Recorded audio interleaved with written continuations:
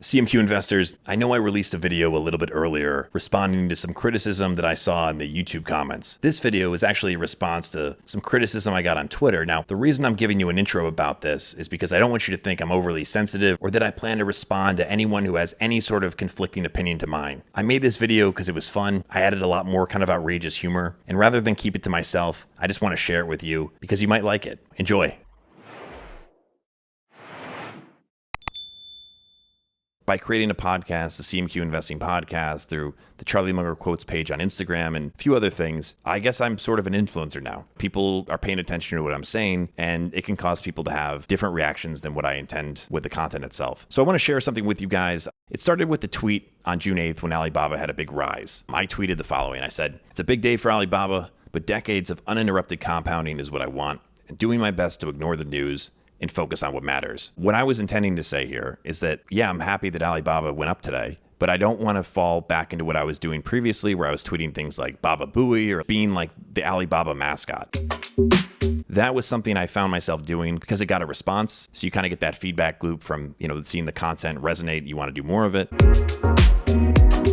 I was doing my on the street content with my orange sunglasses. Just people thought it was funny. I enjoy entertaining you. But what can happen when you do that is you become detached from the mindset that we're supposed to have as long-term investors, which is, to take something from Ben Graham, it's about being businesslike. When I'm celebrating a rising price on any given day for Alibaba, that's really not sending the right message. And the messages that I want to send through this content are the ones we've been talking about them. This is not news to you. But one of the most important is being long-term oriented. Somebody responded and they said, "How do you feel about having sold a lot of your shares at the very bottom?" Now, I did not sell at the very bottom. And if I did, I would just say that. I had talked about this in a video totally transparently. I overdid my initial position. Overdid it. I broke my own rules. I had underestimated my ability to stomach kind of the craziness that's happening on a macro level in China. It's very different than my psychology for things that I buy that are US based. And finally, my long-term goals do not require me to take such a massive position. So I wrote back, I didn't do that. I trimmed the position when I was down 30%, and that was not the very bottom, and I'm feeling great today because, again, I still own a meaningful amount of Alibaba. So this person says, "Well, you timed the bottom quite well still. No one is perfect, I guess. You added the week before selling too. Then you said your thesis changed due to the cloud biz. Now after a run, you're talking about playing the long game on Alibaba again.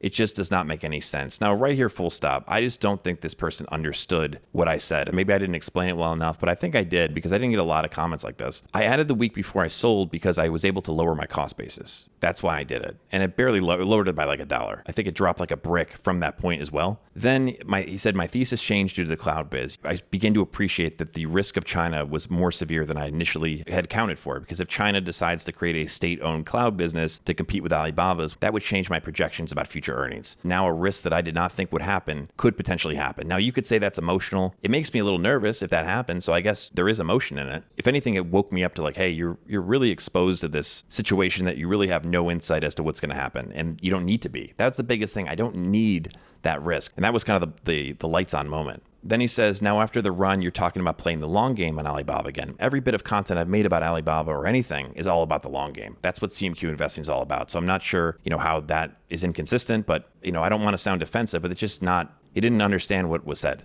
I went back to these videos because, again, I can make mistakes. I will make mistakes. I'm sharing everything with you, and I share my thinking even before I make the decisions. I shared my plan to trim the position before I actually trimmed it. So you're going to hear my thoughts, and if anyone reaches a conclusion, you have to weigh both sides. But I've not been inconsistent about being bullish in Alibaba, just to make that clear. Then he started saying stuff like I remind him of Connor, the overconfident investor, and he says, "Bottom line, you're always referring to Munger and his mental models while you are buying and selling the stock, losing money on it. You simply are doing the opposite of what your role model preaches. What's the point of knowing so much about him then?" Again, that's where I'm like, I can't help but be a little bit aggressive in return. Hey, dumb fuck.